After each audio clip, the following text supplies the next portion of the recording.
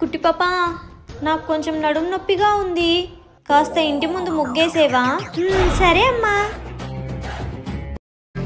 అవును, ముగ్గేయాలంటే ముగ్గు పిండి ఉండాలి కదా, ఎక్కడుందో?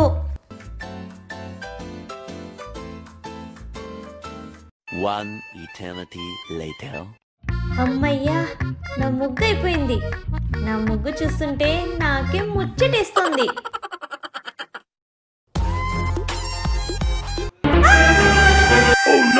అమ్మా, ఏమైంది? కుట్టి పాప, మన ఇంటి ముందు ఎవరో చీటపడి చేసినారే.